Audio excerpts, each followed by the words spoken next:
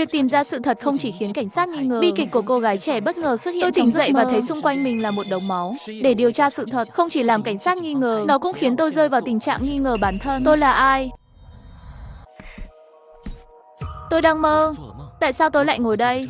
Những câu hỏi lần lượt hiện lên trong đầu tôi, nhưng tôi không thể nhớ tại sao tôi lại đến đây. Anh Ngô, anh bị sao vậy? Có cần giúp đỡ không? Bạn gọi tôi là anh Ngô, đúng. Thế tên tôi là Ngô gì? Làm sao tôi biết tên anh là gì? Anh đến đây thường. Tôi vừa biết được họ của anh là Ngô. Hóa ra là anh ở đây. Em tìm anh rất mệt đấy. Tưởng anh bị lạc. Làm em sợ đến chết. Cô đang tìm tôi sao? Tôi không biết cô. Em là Lâm Lâm, Bạch Nhược Lâm. Chúng ta có phải là bạn không? Hiện tại chúng ta sống cùng nhau. Em là bạn gái của anh thậm chí không thể nhớ điều này, phải không? Vậy tại sao tôi lại ở đây? Tôi làm sao vậy nhỉ? Anh lại mộng du nữa rồi. Nửa đêm tỉnh dậy phát hiện anh không có ở trên giường. Nó làm em sợ. May mắn thay anh đã không đi quá xa. Vậy thì tôi là ai? Tại sao tôi không thể nhớ được chút nào? Tên anh là Vũ Phàm. Anh là phóng viên của chuyên mục pháp quyền của tờ tin tức buổi tối Giang Châu. Anh đã gặp một tai nạn xe hơi nghiêm trọng 1 năm trước. Tỉnh dậy sau hơn 1 tháng hôn mê, nằm trên giường bệnh hơn nửa năm mới bình phục. Nhưng có một số di chứng. Có phải chỉ là chứng mất trí nhớ, còn có chứng mộng du nữa. Nhưng anh chỉ hành động như vậy khi bị ốm. Anh uống thuốc trước nhé. Nếu 2 ngày tới có thời gian, em sẽ cùng anh đi gặp bác sĩ. Tại sao anh lại mộng du? Vẫn chưa quên mua cho em một ít mỹ phẩm phải không? Đã mua cái này ở đâu? Còn mang theo tiền khi mộng du. Quay lại và nhặt chiếc túi. Nhìn vào bên trong là chiếc cốc màu đỏ tươi. Chuyện gì vậy? Không có gì, hơi nhức đầu. Chúng ta về nhà trước đi. Về đến nhà, tôi vội chạy vào phòng tắm, lấy cốc ra một cách cẩn thận. Nhìn cái chai là máu. Còn máu tươi. Tất cả máu này đến từ đâu? Tại sao nó lại ở trong ly nước? Đặt nó bên cạnh. Tôi nhìn mình trong gương thay đồ. Tâm trí tôi trống rỗng, điều duy nhất tôi có thể nhớ đó là cơn ác mộng cắt cổ và giết người. Anh sao rồi? Vẫn cảm thấy không khỏe à? Để tôi nghỉ ngơi một chút, lát nữa sẽ ổn thôi. Buổi sáng tôi đến cửa hàng mà tôi đã đến tối qua. Tôi hỏi kỹ xem tối qua tôi trông như thế nào khi bước vào cửa hàng. Anh đang mang một túi giấy trên tay. Sau khi vào cửa hàng, chỉ đi đến chỗ đó và ngồi xuống. Lúc đó anh có vẻ không thoải mái. Tôi bước tới chào. Anh còn nói những điều khó hiểu. Sau khi hỏi thăm vô ích, Ngô Vũ mới đến đầu chìm vào giấc ngủ. Ngô ca, tối qua anh và bạn gái có làm thêm giờ không? Chỉ là tối qua tôi không thể ngủ được, không phải như những gì bạn nghĩ. Là vậy sao? Tối qua anh đã không ở cùng bạn gái sao? Hay là... Chị à, đừng nói nhảm, tôi không phải loại người luôn bỏ cuộc. Vậy sao? Anh chỉ ngồi đó và ghi lại số điện thoại di động một lúc lâu. Đang gọi cho ai vậy? Tôi đã viết số điện thoại di động nào? Bản thảo giấy trắng ban đầu, toàn bộ trang chứa đầy những con số dày đặc. Những con số này đều do tôi viết. Tất nhiên là anh đã viết nó. Vừa rồi anh cấm đầu viết như bị thần kinh vậy. Ngay cả khi tôi nói chuyện với anh cũng không nói lời nào. Tôi vừa mới ngủ gật. Quên đi, tôi còn chưa rõ đám nam nhân các anh sao. Càng có tội thì càng nói dối nhiều hơn. Tôi đoán số này của anh phải thuộc về người phụ nữ khác. Có thể nó liên quan đến chứng mất ngủ đêm qua. Điều đó thật khó để nói. Làm ơn đi chị. Nó thực sự không như những gì cô nghĩ. Tôi thậm chí còn không biết số điện thoại di động này là của ai. Tôi chỉ viết nó một cách ngẫu nhiên. Sau đó thử gọi số này. Có dám chứng minh điều đó không? Có gì phải sợ? Tôi mở rộng tầm mắt. Xin hỏi là vị nào? Tôi là Phó Tuyết Ta từ đội cảnh sát hình sự Giang Châu. Tìm tôi có chuyện gì? Tôi có biết người phụ nữ này không? Những con số trên giấy viết tay của thực là chữ viết của tôi. Tôi đã nghỉ phép chiều hôm đó. Nhờ bạn gái đi cùng tôi đến bác sĩ. Đó, tôi kể cho cô ấy nghe mọi chuyện. Chỉ có điều tôi không dám nhắc đến ly nước. Sau khi bạn bị thương do kéo lửa, có chấn thương vĩnh viễn ở vùng hải mã trong đại não của bạn. Điều đó có nghĩa là gì? Liệu nó có liên quan gì đến chứng mất trí nhớ và mộng du của tôi? Tổn thương vùng hải mã có thể dẫn đến một phần ký ức trong quá khứ của bạn biến mất hoàn toàn do nhầm lẫn về nhận thức, gián tiếp khiến bạn có triệu chứng mộng du. Liệu tôi có thể trở lại bình thường được không? Khó mà nói được. Nhưng may mắn là bộ nhớ chương trình của bạn không bị hỏng. Khả năng suy nghĩ và hành xử hàng ngày của bạn sẽ không ảnh hưởng. Vậy tại sao tôi lại mơ thấy giết người? Có lẽ đó là điều gì đó về chứng mất trí nhớ của bạn. Khuếch đại dưới dạng một cơn ác mộng. Nhưng bạn không phải lo lắng. Chỉ cần uống một ít thuốc an thần và bổ não là bạn sẽ ổn thôi. Về đến nhà, tôi uống thuốc theo chỉ định của bác sĩ. Nhưng cơn ác mộng vẫn đến bất ngờ. Tôi lại mơ thấy một bé gái bị giết. Máu phun ra. Những thứ đó có thể là những mảnh ký ức của tôi không? Sau đó tôi sẽ lần theo manh mối. Có thể tìm lại được ký ức ngày xưa. Tôi thực sự đã viết một cái gì đó một lần nữa. Sau đó tôi bắt đầu sử dụng nguồn lực của mình với tư cách là một phóng viên. Đi tìm Âu Dương Sơn Sơn. Cuối cùng anh vào trường trung học cơ sở số 5 tìm thấy một người tên Âu Dương Sơn Sơn. Là tôi. Anh tìm tôi sao? Cô ấy trông giống hệt cô bé trong cơn ác mộng của tôi. Ông chú thực sự là phóng viên. Đúng vậy, tôi là phóng viên của tờ tin tức buổi tối Giang Châu. Thật là chán. Tôi có thể làm gì để phỏng vấn? Vậy làm thế nào bạn có được vị trí phần ăn đầu trong thành phố? IQ của tôi là 175, là một thiên tài đó. Tiểu Lý Tử, đi mua cho tôi một chai rượu đi, muốn có vị chanh. Ngay lập tức một người nhảy ra khỏi chỗ ngồi. Cậu bé hoảng sợ chạy ra khỏi lớp. Tại sao cậu ấy lại lắng nghe bạn nhiều như vậy? Tất nhiên bạn trai mới của tôi phải vâng lời tôi, nhưng ai không vâng lời sẽ bị loại bỏ. Tôi hỏi bạn điều gì? Chỉ cần trả lời thành thật. Hãy nhìn tôi thật kỹ. Bạn có biết tôi không? Không biết. Thế bạn đã thấy tôi chưa? Chưa từng thấy. Không biết nhau. Làm sao tôi có thể biết tên cô gái này được? Và cô ấy trông giống hệt cô gái trong giấc mơ của tôi. Vậy gần đây bạn có gặp phải mối nguy hiểm nào không? Không. Vậy bạn đã từng nghi ngờ ai chưa? Nghi ngờ ai? Tôi không tính, sau đó không còn nữa. Chú ơi, chú đến phỏng vấn cháu thật đấy à? Chẳng lẽ hắn có ý đồ khác? Bạn có tin vào sự trùng hợp không? Nó phụ thuộc vào loại trùng hợp ngẫu nhiên. Tôi đã mơ về bạn. Đại thúc à, tuy cháu không phản đối tình cảm giữa tổ tông, nhưng chú cũng nên tìm một lý do sáng tạo hơn một chút mới được. Ai với bạn tình yêu tổ tông? Tôi vẫn còn trẻ phải không? Tôi không quan tâm đến cuộc điều tra. Nhanh chóng trêu chọc cô ấy ra khỏi trường. Điều gì sẽ xảy ra nếu cơn ác mộng là sợ cô gái đó thực sự gặp nguy hiểm? Tôi không thể đứng yên. Nhưng câu hỏi là làm thế nào để tôi làm điều đó? Tôi có ý này. Hãy đến với đội công an thành phố Giang Châu. Anh ta đưa thể phóng viên ra và muốn gặp Phó Tuyết Thanh. Tại sao bạn muốn phỏng vấn đội phó? Nữ cảnh sát đó thực chất là đội trưởng đội cảnh sát hình sự. Cảnh sát đưa tôi vào phòng tiếp tân và đợi 5 phút. Là anh tìm tôi sao? Cô là đội phó phải không? Tôi nghe nói anh là phóng viên chuyên mục pháp lý của tờ tin tức Buổi Tối Anh muốn phỏng vấn tôi. Đúng, chuyên mục của chúng tôi có kế hoạch nêu bật những sĩ quan cảnh sát xuất sắc trong. Cô là đối tượng phỏng vấn của chúng tôi. Có lẽ anh thực sự là một phóng viên, nhưng anh đã không nói sự thật. Anh không ở đây để phỏng vấn tôi, dùng lời nói dối để khiến đội trưởng an ninh phát điên. Anh không sợ nếu không nhận được tin tức sẽ bị mất việc sao? Thực ra tôi không ở đây để tìm hiểu tin tức. Thế thì anh đang làm gì? Tôi ở đây để báo cáo một thứ này rất đặc biệt.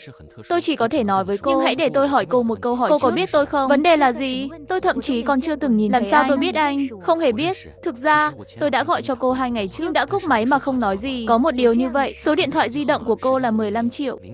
Làm sao anh biết số điện thoại di động của tôi? Nếu tôi nói tôi đã nhìn thấy nó trong một giấc mơ. Cô có tin không? Lời giải thích của anh không thông minh chút nào. Bất kể mục đích của anh là gì. Nói đi, anh muốn báo cáo chuyện gì? Giết người. Âu Dương Sơn trung học cơ sở số 5.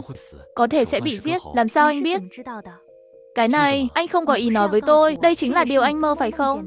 Đúng, Ngô phóng viên, ngoài việc tố cáo tội phạm, anh còn làm gì nữa? Cứ nói chẳng phải là muốn đến nghe ngóng tin tức sao? Không có, tôi chỉ ở đây để báo cáo tội ác. Được rồi, đến khi rảnh tôi sẽ cử người đến kiểm tra. Nếu không còn gì, mời về cho. Tôi thất vọng rời đội cảnh sát hình sự. Phó Tuyết Thanh không hề coi trọng lời nói của tôi. Tôi chỉ có thể hy vọng rằng cô gái được bình an vô sự. Tuy nhiên, không mất nhiều thời gian, tiệm làm tóc tràn ngập mùi máu nồng nặc. Sao lại như vậy? Phát hiện được gì không? Theo lời anh chàng ở khách sạn bên kia đường, 2 ngày trước, khoảng 9 giờ tối, anh thấy đèn ở đây đã tắt và cửa đóng kín, nhưng cánh cửa cuốn không bao giờ hạ xuống. 2 ngày qua đều như vậy. Điều này gần như phù hợp với thời điểm tử vong được giám định bởi pháp y. Thời gian tử vong đã hơn 2 ngày. Nhưng tại sao các nhân viên trong cửa hàng đến để báo án 2 ngày sau đó? Cô vừa đi lấy lời khai của họ. Cô có thể giải thích điều này không? Nạn nhân thuê 3 thợ làm tóc.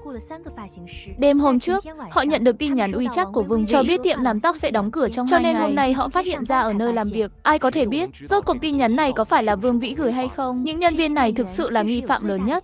Nhưng 5 người này đều có bằng chứng ngoại phạm. Cũng không tìm thấy bất kỳ mâu thuẫn nào giữa họ và Vương Vĩ. Theo cảm nhận thì không ai trong số những người này trông giống kẻ sát nhân. Bằng cảm giác, bạn có học môn này ở trường đại học công an không? Tôi sẽ học hỏi từ bạn khi tôi có thời gian. Sẽ dễ dàng hơn nhiều để giải quyết vụ việc trong tương lai. Nhân viên thường về muộn hơn 2 tiếng so với những nhân viên khác. Vậy sau 6 giờ 30 phút, ai vào cửa cũng nghi ngờ. Kẻ sát nhân có thể đã vào cửa cải trang thành khách hàng, sau đó chờ cơ hội khuất phục nạn nhân. Xét theo tình hình hiện trường, kẻ giết người rất có thể mạo danh một vị khách, và hắn rất giỏi phạm tội. Đáng tiếc CCTV đã bị sát nhân phá hủy. Động cơ của kẻ sát nhân là gì? Chúng tôi đã kiểm tra đồ đạc cá nhân của Vương Vĩ. Mọi vật có giá trị đều ở đó. Điều này loại bỏ khả năng cướp tiền. Nhưng chỉ còn thiếu một thứ. Là thứ gì? Một bộ vòng tay màu trắng. Hiện trường vụ án không được tìm thấy. Có lẽ nó đã bị kẻ sát nhân lấy đi. Thứ này có giá trị không? Có lẽ trị giá 1.800 nhân dân tệ. Kẻ sát nhân để nguyên trang sức hàng vạn và lấy đi một chiếc vòng tay vô giá trị. Điều đó có nghĩa là gì? Có nghĩa là chiếc vòng tay này rất quan trọng đối với kẻ sát nhân. Không sai, vậy mối quan hệ giữa kẻ sát nhân và nạn nhân là không bình thường. Nhìn xuống từ những manh mối cảm xúc, tôi chắc chắn tôi có thể tìm thấy bất cứ ai khả nghi. Nhưng bạn không thấy nó lạ sao? Có gì lạ? Bạn có cho rằng thủ đoạn của kẻ sát nhân quá tàn nhẫn không? Ý tôi không phải vậy. Tôi luôn có cảm giác như kẻ sát nhân nằm trong vụ án này. Có vẻ như anh ấy đã cố tình mang theo rất nhiều thứ của riêng mình. Sinh viên đại học phải học lại lý thuyết trong sách. Bất kể đó là vụ án giết người như thế nào, chỉ có một số động cơ phạm tội. Chỉ cần tập trung vào những khía cạnh này để điều tra, sẵn sàng để chạy. Đánh giá từ việc lắng đọng các đốm xác chết. Nạn nhân ngồi trên ghế, cắt họng. Đây là cảnh đầu tiên. Thời điểm tử vong là 11 giờ 2 ngày trước, đóng cửa lúc 9 giờ. Kẻ giết người thời gian là 11 giờ. Khoảng thời gian 2 tiếng đó, Vương Vĩ và hung thủ đang làm gì? Bạn có nghĩ hung thủ và nạn nhân là người yêu nhau không? Giả sử nếu như Vương Vĩ trước khi chết đã xảy ra tác động vật lý, điều này có vẻ giống tự nguyện hơn phải không? Ngoài ra bạn có lý luận nào hay hơn không? Nhưng kẻ sát nhân đã giết người như thế nào? Những người chứng kiến thấy đèn ở đây luôn tắt. Nói cách khác, kẻ sát nhân đã ở trong bóng tối khi giết một ai đó. Điều này có hơi lạ không? Điều này có gì lạ? Đương nhiên, anh sợ người ta bật đèn lên sẽ nhìn thấy vậy mình. Tại sao hắn lại nhất quyết muốn giết người ở đây? Sẽ không thuận tiện hơn nếu chỉ bật đèn ở phòng sau phải không? Trên người nạn nhân có vết thương nào khác không? Ví dụ như để lại sau xô xát. Chỉ có vết thương ở cổ, chiều dài từ tay trái tới tay phải, vẫn có thể giết người theo cách này trong bóng tối. Hung thủ chắc chắn là chuyên gia dùng dao. Hung thủ là kẻ có kinh nghiệm, vô cùng tàn nhẫn, không loại trừ khả năng anh ta đã ngồi tù vì tội gây thương. Hướng điều tra chính tiếp theo của chúng tôi, anh ta là một tên tội phạm có tiền án, người quen với hai vị đội trưởng. Tôi có thứ khác muốn cho hai người xem. Đội trưởng nhìn này. Lưu Quang Đồng nhìn xuống, chiếc cốc chứa đầy chất lỏng màu đỏ. Đây là máu của nạn nhân. Nó ở trên tủ bên cạnh. Tôi không để ý và tưởng đó là đồ uống. Tại sao kẻ sát nhân lại lấy máu? Tôi tình cờ biết. Tôi tìm thấy một vết môi trên mép cốc. Các vị nghĩ sao? Kẻ giết người có nếm được máu của nạn nhân không? Không có mùi vị. Tôi vừa thu thập các cục máu đông và cân chúng, nhận thấy lượng máu ít hơn nhiều so với người bình thường. Loại bỏ chất cặn bã trên cơ thể nạn nhân, thiếu ít nhất 600ml. Đoán xem tại sao không có máu. Tên đó dùng cốc hứng máu, như uống một ly rượu. Uống như thế này. Ngừng nói. Mối hận thù giữa anh chàng này và nạn nhân sâu đến mức phải làm điều này. Có lẽ đó không hẳn là sự oán giận, nó giống một sự thể hiện tình yêu hơn. Đừng làm những trò đùa kinh tởm như vậy nữa. Tôi không đùa. Tôi có bằng chứng. Bạn có bằng chứng gì? Tôi mới khám phá ra manh mối. Tên sát nhân biến thái này không chỉ giết người mà còn uống máu, còn đạt cực khoái ngay tại chỗ. Bạn đã kiểm tra anh ấy. Những chất dịch cơ thể này không được lấy từ nạn nhân. Nó ở trên gương. Bạn nói gì? Cảm thấy tên này có vẻ thích giết người. Nó làm tôi nhớ đến một hiệp hội thú vị. Bạn đã nghĩ cái gì? Đầu ra killer nghĩa là gì? Đó là ma cà rồng. Bạn chưa đọc cuốn tiểu thuyết đó? Không thể nó có mùi thơm ngon sao? Chỉ vì sự hòa hợp. Tất nhiên, không có người bình thường nào lại uống máu của nhiều người như vậy. Nhìn giống ma cà rồng thật. Tôi không quan tâm kẻ giết người có phải là ma cà rồng hay không. Đó là loại người tâm thần gì vậy? Nói tóm lại, những dấu hiệu tại hiện trường cho thấy kẻ sát nhân đang lẩn trốn bên cạnh Vương Vĩ. 3 ngày sau cuộc họp phân tích hiện trường, người phụ nữ này đang ngoại tình với tất cả những người đàn ông này. Một số người trong số họ đã từng hẹn hò, một số còn vương vấn. Chuyện gì đã xảy ra với chồng cũ của cô ta? Doanh nhân. Tôi nghe nói là do có nhân tình, hai người vừa ly hôn. Tình cờ cô ấy đang đi công tác ngoài thị trấn vào ngày xảy ra vụ việc. Cuộc điều tra có tiết lộ điều gì về chiếc vòng tay bị mất tích không? Chiếc vòng tay đó, nó được một người đàn ông tên Kim Triển Thành trao cho Vương Vĩ. Có lẽ anh ấy là người yêu. Lúc này trên bảng trắng, lý lịch của người này là gì? Anh ta là một cựu tù nhân, bởi vì một cuộc ẩu đả gây thương tích trải qua 7 năm tù. Người ngoài gọi hắn là Lão Kim. Người này hiện đang ở đâu? Các bạn đã kiểm soát được anh ta chưa? Vẫn chưa? Tại sao bạn không hành động ngay lập tức? Bạn đang ngồi đây chờ nghi phạm trốn thoát. Đội lữ, tôi không nghĩ Kim Triển Thành là kẻ sát nhân mà chúng tôi đang tìm kiếm. Tại sao bạn nói như vậy? Bác sĩ pháp y đã xác định hung thủ cầm dao trên tay phải, nhưng tay phải của Kim Triển Thành bị tàn tật, một ngón tay út bị mất. Thật khó để tạo những vết thương chính xác như vậy. Đây chỉ là trí tưởng tượng chủ quan của bạn. Miễn là anh ta có đủ khả năng mua con dao, mọi thứ đều có thể. Trừ khi bạn có thể tìm thấy ai đó dùng sát nhân hơn anh ta. Kẻ giết người, thực sự có một người như vậy. Vậy hãy kể cho tôi nghe về người này. Chỉ một ngày trước vụ án này, một người đàn ông lạ báo cáo tội ác với tôi. Anh ấy kể rằng anh ấy đã mơ thấy một cô gái bị cắt cổ. Tôi tưởng anh ấy đang nói vớ vẩn. Vừa tiễn anh đi. Nhưng ngay sau đó chúng tôi đã nhận được trường hợp này. Tôi có chút nghi ngờ rằng người đàn ông này có số điện thoại của mình. Sau đó tôi nhận được cuộc gọi từ phó đến đội cảnh sát hình sự. Một viên cảnh sát đưa tôi đến phòng thẩm vấn. Có chuyện gì vậy, phó đội trưởng? Lặp lại những gì anh đã nói với tôi lần trước. Tôi đã nói lại những gì tôi đã nói lần trước. Phó cục trưởng, chẳng lẽ thật sự xảy ra án mạng? Anh đoán đúng rồi, đúng là có án mạng. Và cách giết thì đúng như anh nói. Ai đã bị giết? Cô ấy có phải là nữ sinh của trường cơ sở 5 không? Anh đã từng thấy người này chưa? Tôi chưa từng nhìn thấy. Chẳng lẽ người bị giết là cô ta? Chỉ một ngày sau khi anh đến chỗ tôi, vụ án mạng xảy ra ở tiệm làm tóc. Kỹ thuật này rất gần với những gì bạn mô tả. Từ thời gian ta suy ra, không hẳn là anh gặp một kẻ sát nhân trong giấc mơ, mà là anh vừa hay biết một vụ án mạng vừa xảy ra. Nếu tôi biết cô ấy đã bị giết, chắc hẳn tôi đã báo cáo vụ việc này với các người. Tại sao phải nói về những gì tôi đã mơ thấy? Hoặc có thể anh đang cố tình trêu chọc tôi. Cô đã đưa tôi đến đây và nghĩ tôi đã giết chủ tiệm. Tôi không biết cô ấy. Không có lý do gì để giết cô ấy. Nếu có lý do gì đó, chúng tôi sẽ kiểm tra. Nhưng anh giải thích thế nào? Anh biết rất nhiều về chi tiết của vụ giết người. Tôi đã nói hết rồi. Tôi đã nhìn thấy nó trong một giấc mơ. Đó chỉ là sự trùng hợp ngẫu nhiên. Trùng hợp. Vết thương cực lớn trong ảnh khiến người ta chỉ nhìn thôi cũng tê cả da đầu. Và vết thương này giống hệt như những gì tôi thấy trong cơn ác mộng. Làm thế nào để giải thích điều này? Cùng lúc bên cạnh Kim Triển Thành khẳng định ngày hôm đó anh ta chưa từng gặp Vương Vĩ. Và ngay cả một chiếc vòng tay cũng không thể chứng minh được kẻ sát nhân là Kim Triển Thành. Vì có đủ bằng chứng ngoại phạm nên tôi đã được thả ra. Nhưng không lâu sau, kết quả kiểm tra cho thấy dịch cơ thể trong cơ thể Vương Vĩ thuộc về Kim Triển Thành. Sau đó anh thừa nhận ngày hôm đó có quan hệ thể xác với Vương Vĩ, nhưng hắn không biết gì về vụ giết người. Và bây giờ tôi đã lấy lại được tự do, tôi lại càng bối rối hơn. Cậu nói với tôi đây được gọi là báo chí pháp quyền. Hãy nhìn những gì cậu đã viết. Một người đàn ông phạm tội lừa đảo qua điện thoại vì tiếng quan thoại không ai tin anh ta.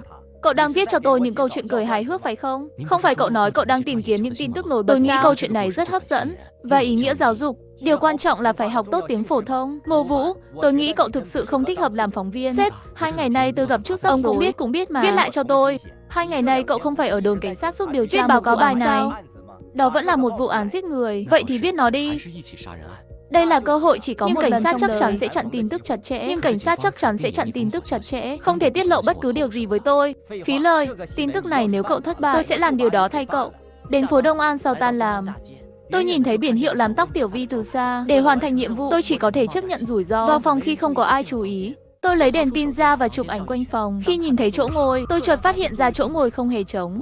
Có điều đột nhiên một bóng đèn hạ gục tôi trong chớp mắt. Sau đó đèn được bật. Sao lại là cô? Phóng viên Ngô, trước đó anh đã nói rằng tình cờ mơ thấy kẻ sát nhân. Có phải bây giờ anh cũng tình cờ đến hiện trường vụ án mạng không? Phó cảnh sát, tôi chỉ muốn thu thập một số thông tin. Ai biết sẽ gặp phải một xác chết. Anh đang nói về cái xác nào vậy? Mặc dù cô không tin điều đó, nhưng tôi đã nhìn thấy một xác phụ nữ. Mặc dù tôi nói không tin anh, ít nhất anh đã không nói dối. Tôi đến hiện trường vụ án để tìm cảm hứng, mô phỏng tội phạm. Được rồi, bây giờ sự hiểu lầm đã được giải quyết. Cô có thể tháo còng tay ra được không? Làm thế nào điều đó có thể bây giờ anh đang rất đáng nghi. Tôi chỉ ở đây để viết báo cáo, chụp một số bức ảnh hiện trường. Đó là tất cả. Lý do này thực sự rất xa vời, nhưng nó có thể. Kẻ biến thái nào không nhịn được quay lại hiện trường tìm kiếm hung thú. Chẳng phải cô đã điều tra tôi rồi sao? Tôi thậm chí không có thời gian để phạm tội. Lý do này chưa đủ. Điều đó có vẻ đủ. Bạn gái của anh nói rằng anh đã không đi chơi kể từ khi về nhà. Nhưng tôi phát hiện có CCTV trước cửa chung cư. Anh có thể ra vào tùy ý thông qua cửa sau. Hơn nữa lời khai của bạn gái Bài Nhược Lâm, không ai chắc chắn liệu có khoác lác hay không. Đây có phải là chỉ mộng du không? Nếu tôi là kẻ sát nhân, sẽ không quay lại hiện trường. Kẻ giết người chỉ bị giết nếu có mâu thuẫn giữa kẻ giết người và nạn nhân. Gây tội xong chắc chắn sẽ trốn thật xa. Trước khi đó là kiểu người dễ dãi. Kẻ sát nhân cần phải liên tục trải nghiệm cảm giác hồi hộp khi có thể quay lại hiện trường. Nhưng nếu đúng như vậy, những đánh giá của cô có mâu thuẫn không? Anh đã học nghiên cứu tâm lý tội phạm chưa? Không, có chuyện gì thế? Như này bây giờ anh đang ở đây. Nói cho tôi biết anh nghĩ gì.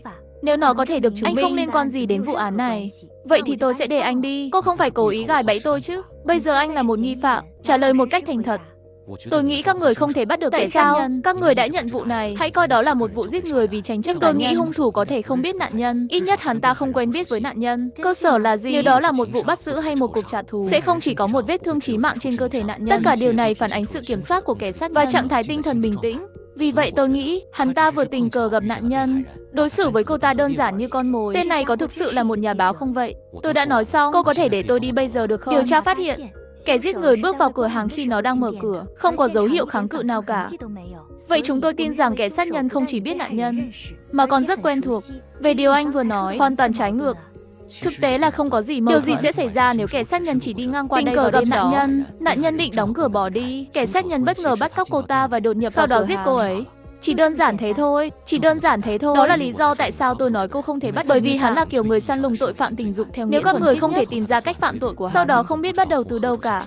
Phân tích vụ án của anh hoàn toàn dựa trên hồ sơ tội phạm. Kỹ năng chuyên môn như vậy, trừ phi là người lập hồ sơ tội phạm chuyên nghiệp. Anh học được điều này từ đâu? Tôi không hiểu cô đang nói về điều gì. Tôi là phóng viên. Mô hình gây án anh vừa đề cập là ý gì? Anh nghĩ rằng tên này đã làm nhiều hơn một trường hợp. Săn lùng nạn nhân giống như một con thú, mọi tội ác đều giống như đi săn. Nếu tôi là cô, tôi chắc chắn sẽ kiểm tra có trường hợp tương tự nào ở thành phố này hoặc các thành phố lân cận không. Ngoài vết cắt ngọt lịm, hắn ta còn có đặc điểm gì khác biệt? Hắn rút máu. Hắn ta uống máu nạn nhân. Không biết anh đã từng nghe về nó chưa? Truyền thuyết về ma cà rồng. Cô không nghĩ kẻ sát nhân là ma cà rồng phải không? Dĩ nhiên là không. Tôi nghĩ anh ấy muốn nghĩ mình là ma cà rồng. Đừng bỏ tôi ở đây, tôi vẫn còn bị còng tay. Đột nhiên có người đánh rơi chiếc vòng tay màu trắng, quay lại và rời đi. Sau đó một nhân vật khác bước vào. Cô không bắt được người đó à? Người đó dẫn tôi vào một con hẻm, muốn đánh lén tôi, đã thành công trốn thoát. Tôi nói phó sĩ quan, tôi không phải là tội phạm. Bây giờ cô có thể tháo còng tay cho tôi được không? Phó Tuyết Thanh lấy chìa khóa ra, mở còng tay cho tôi. Người mà bạn đang theo đuổi vừa Hắn rồi, đã ném thứ này vào cửa, rồi rời đi. Hình như là cái đã đánh mất lần trước. Làm sao cô đã nhìn thấy nó trước đây chưa? Sau khi Vương Vĩ bị giết, cô ta đã đánh mất chiếc vòng tay màu trắng. Người đàn ông tôi vừa nhìn thấy là kẻ giết người. Kẻ giết người. Tên này cố tình dẫn tôi vào ngõ, rồi quay lại ném sợi dây vào cửa hàng. Tại sao anh ta lại làm như thế này? Tôi không biết. Chiếc vòng tay được Kim Triển Thành từ chùa trao cho Vương Vĩ.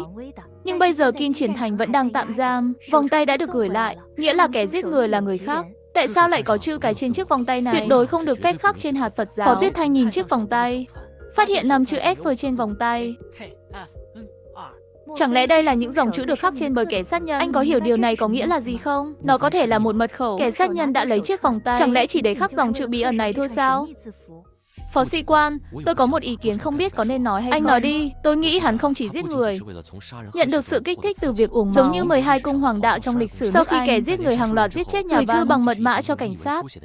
Trong bức thư này, bao gồm cả anh ấy, một số thông tin quan trọng về người. Một khi cảnh sát có thể bắt được anh ta, theo như ý của anh, nếu chúng ta có thể làm sáng tỏ ý nghĩa của 5 chữ cái này, có thể bắt được kẻ sát nhân, có thể. Để an toàn, tốt nhất các người nên quay hiện trường vụ kiểm tra lại.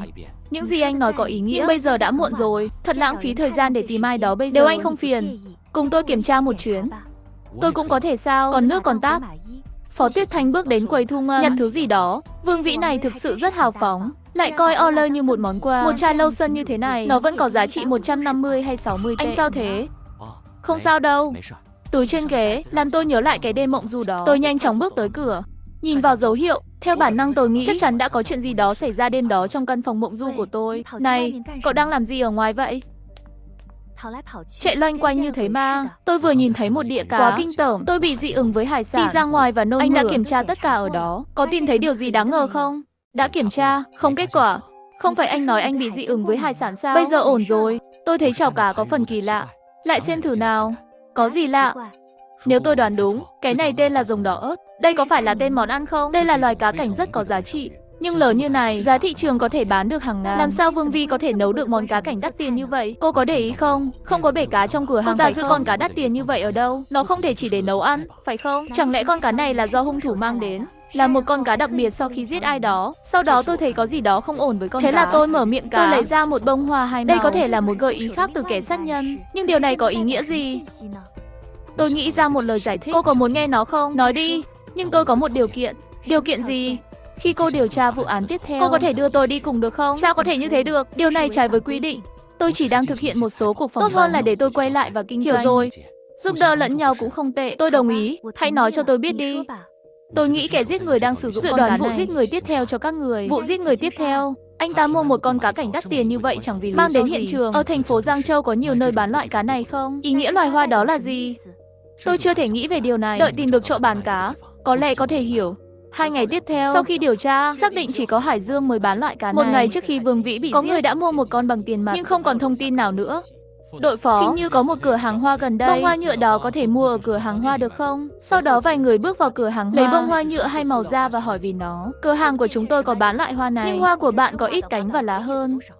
Người bán hàng lấy ra một bông hoa nhựa để so sánh. Rồi tôi chợt nhìn thấy ngôi trường bên ngoài. Có lẽ chúng ta đã hiểu sai. Bông hoa hai màu kẻ sát nhân. Tôi không đề cập đến cửa hàng hoa này. Anh căn cứ vào gì?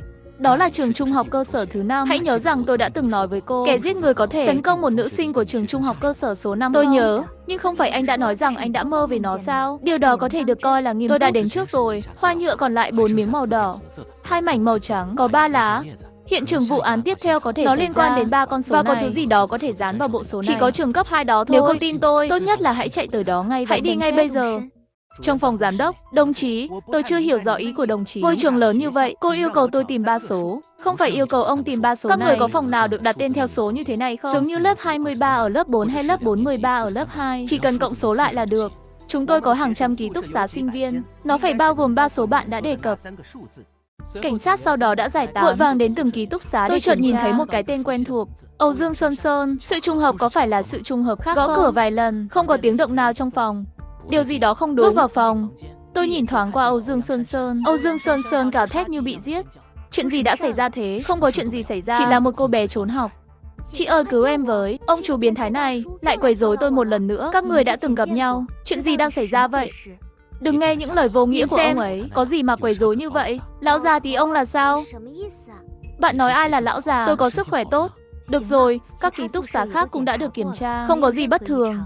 Anh giúp chúng tôi xử lý vụ việc, nhưng đừng sử dụng nó cho mục đích cá nhân. Đặc biệt khi cô bé chỉ mới 15 tuổi. Sao nghe có vẻ như mình là một ông già hèn nhát vậy? Sau khi tách khỏi mọi người, tôi vội vàng viết một báo cáo khác trong đêm. Chỉ vài ngày sau, doanh số bán báo tăng gấp 3. Tôi biến thành phóng viên huy chương vàng. Vừa đúng dịp nghỉ lễ tháng 5, tôi cũng đi mua sắm với bạn gái. Nhưng ngày cuối cùng của kỳ nghỉ dài, có tiếng gõ cửa. Anh là Ngô Vũ. Là tôi, mời anh quay lại với chúng tôi để giúp điều tra. Chuyện gì đã xảy ra thế? Tôi biết một cảnh sát. Chúng tôi hẹn nhau nói chuyện công việc. Sau đó tôi đến phòng thẩm vấn của đội cảnh sát hình sự. Có phải lần này? Chuyện gì đã xảy ra lần nữa? Hãy nói thật với tôi, giải thích rõ ràng cho tôi đi. Chuyện gì đang xảy ra với tờ báo này vậy? Những điều này thực sự được viết bởi tôi. Nghĩa, tôi hỏi bạn, nếu không có sự đồng ý của chúng tôi, tại sao anh viết những điều này? Tôi đã nói với cô rồi, tôi sẽ giúp cô giải mã những gợi ý của cô muốn tôi tham gia điều tra và viết báo cáo. Vậy thì anh cũng không thể viết mọi thứ. Về vấn đề này, tôi đã bị cấp trên chỉ trích nặng nề vì anh. Tôi rất xin lỗi. Tôi không biết, tôi chắc chắn sẽ tìm cách bù đắp cho cô. Điều quá đáng nhất là tại sao cuối cùng anh lại cố tình tiết lộ những điểm nghi ngờ. Mời bạn đọc cùng tham gia phân tích. Anh có đạo đức dành cho nhà báo không? Trước hết, việc tôi tường thuật trung thực vụ việc không xáo phạm pháp luật. Thứ hai, tôi thấy các người không giải quyết được vụ án nên chúng tôi cùng nhau rõ ràng là tôi đang giúp cô. Anh đang chọc tức tội phạm. Anh có biết bọn tội phạm sẽ phản ứng thế nào khi nhìn thấy điều này? Tôi nghĩ cô đang cảnh giác. Không có cơ sở nào cả. Vừa rồi, chúng tôi đã nhận được một trường hợp khác. Vụ này có phải là một vụ án mạng khác? Anh nói nếu không, tại sao tôi lại gọi anh đến đây? Cô không còn nghi ngờ tôi là kẻ giết người nữa phải không? Kể cả khi đó không phải là anh. Nó cũng chẳng liên quan gì đến anh. Tình hình cụ thể là gì? Nạn nhân lần này là Âu Dương Sơn Sơn, học sinh trường trung học cơ sở số 5. Tôi biết tại sao cô gọi tôi đến. Phán đoán của anh là đúng. Thật đáng tiếc là chúng ta đã không chú ý đến. Tôi không nghĩ việc đề phòng trước sẽ có ích gì. Hắn ta cũng sẽ chọn các mục tiêu khác để các người sẽ luôn bị dắt mũi. Nên tôi đặc biệt mời anh đến. Thật ra tôi cũng muốn nghe ý kiến của anh, nhưng tôi chỉ là phóng viên. Kỹ năng phát hiện tội phạm của anh rất chuyên nghiệp. Hiện giờ chúng tôi vẫn chưa có manh mối. Tôi muốn nghe ý kiến của anh trước. Được rồi, cứ coi đó là sự đền bù cho việc đã gây rắc rối. Kẻ sát nhân để lại 2 câu đố, cá rồng đỏ và xiên kỵ sĩ. Nếu đó là tôi sẽ nghiên cứu kỹ 2 điều này. Tôi đã kiểm tra cái này, thật đáng tiếc là không có tiến triển. Vì vậy tôi nghĩ tốt nhất là đưa anh đến hiện trường vụ án mạng. Cô muốn đưa tôi đến hiện trường vụ án mạng. Tôi hy vọng khi anh nhìn thấy hiện trường vụ án, có thể cho tôi một bài kiểm tra tâm lý tội phạm được không? Cô ta được phát hiện khi nào? Sáng nay, có vài cô gái trở lại trường, ngửi thấy mùi hôi thối từ ký túc xá này. Điều đó có nghĩa là Âu Dương Sơn Sơn đã nghỉ phép vài ngày, sau đó bị sát hại. Đó là lý do tại sao chưa có ai phát hiện ra. Tôi đã khám nghiệm sơ bộ cơ thể. Giờ chết của cô gái, nó khá giống với những gì đội phó đã đoán, nhưng mức độ phân hủy trên bề mặt cơ thể vượt xa tốc độ bình thường. Làm thế nào để giải thích điều này? Tốc độ thối rửa bình thường của cô gái hẳn là giống như Vương Vĩ. Dựa trên nhiệt độ trong nhà hiện tại ở thành phố, để đạt được sự phân hủy như vậy, cần ít nhất 7 ngày. Cô bé này nhanh gấp đôi. Tại sao chuyện này lại xảy ra? Có thể là do nhiệt độ phòng tắm quá cao. Đầu vòi sen vẫn nhỏ giọt nước nóng, không mất nhiều thời gian, nhiệt độ sẽ nóng và ẩm. Được rồi, cậu là bác sĩ hay tôi là bác sĩ pháp y? Có phải đối phó với xác chết cả ngày không? Tính tình không tốt lắm. Những gì anh chàng này vừa nói là một lý do, nhưng đó không phải là yếu tố quan trọng. Còn lý do gì nữa? Tôi vừa kiểm tra bề mặt cơ thể, tìm thấy vô số vết thương nhỏ từ đầu đến chân, và có một chất xúc tác bôi lên cơ thể, tăng tốc độ phân hủy. Chất xúc tác nào? Tôi tìm thấy vài hộp sữa chua. Sữa chua chứa nhiều men sáu sinh. Vai trò của 6 sinh vật này là phân hủy thức ăn. Vì vậy đắp sữa chua lên cơ thể, tăng tốc đáng kể quá trình thối rửa. Nó giống như một thí nghiệm điên rồ nào đó. Thật tàn nhẫn với một cô bé. Tên này đã mất nhân tính hoàn toàn. Kẻ giết người vẫn uống máu.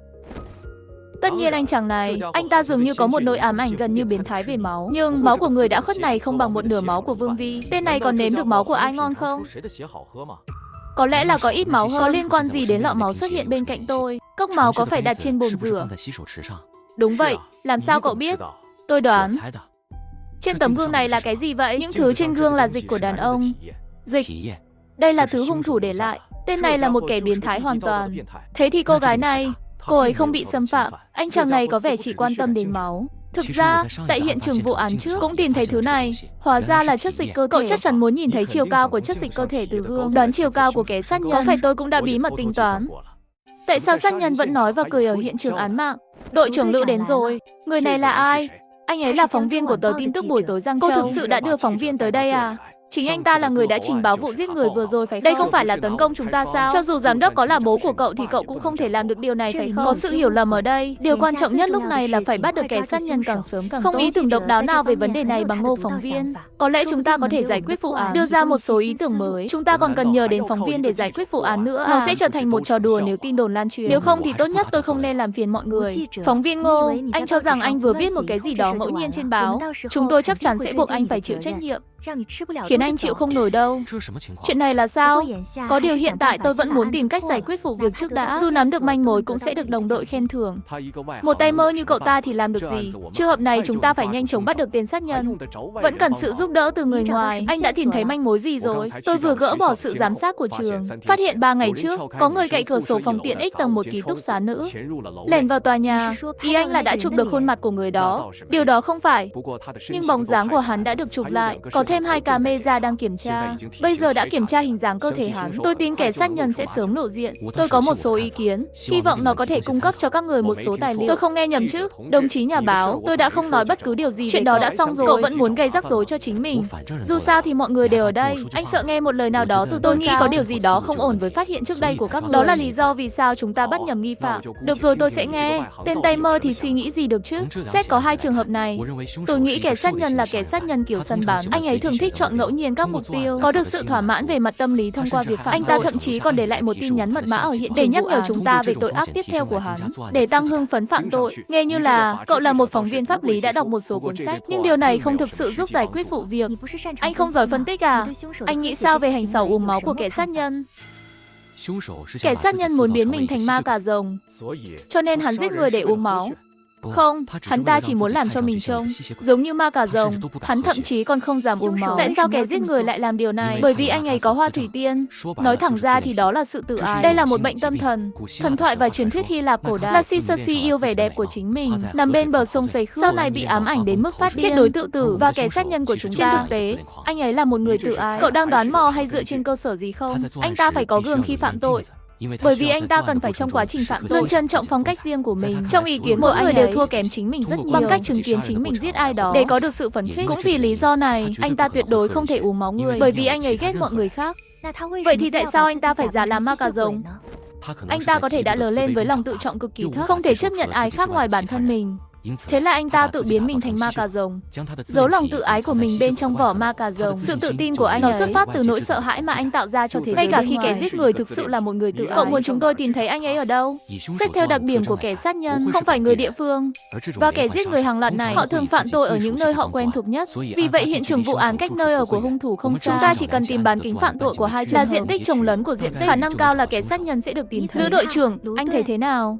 Điều này vẫn còn thiếu một số cơ sở thực tế, nhưng nó có thể được sử dụng làm tài liệu tham khảo để xét. Nếu anh không có ý kiến, tôi sẵn sàng lấy đi nhân lực, điều tra theo những gì phóng viên Ngô nói. Các bạn đợi chút, tôi có một câu hỏi khác ở đây. Cậu nói đây là thắt lưng của người đã khuất. Chính kẻ giết người đã vướng vào. Nạn nhân trước đó Vương Vĩ không có thứ đó ở thắt lưng. Nếu đó là kẻ giết người đã làm điều đó, nó không có ý nghĩa gì. Nhưng cô bé này, có ai lại buộc dây duy băng đóng gói quanh eo không? Tại sao lại có chữ trên đó? Những chữ cái là gì? Cô tự mình xem đi. Trình độ tiếng Anh của tôi còn hạn chế. Lữ trưởng có ý tưởng nào không?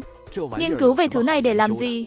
Thay vì lãng phí thời gian đó, vẫn nên tìm kiếm manh mối. Tôi kiểm tra CCTV. Phóng viên Ngô, anh có thấy gì không? Thật khó để đặt 5 chữ đó lên chiếc vòng tay. 20-30 chữ cái trước mặt tôi càng khó giải mã hơn. Nhưng vì kẻ sát nhân đã để lại những mật khẩu này, phải có cách nào đó để phá vỡ.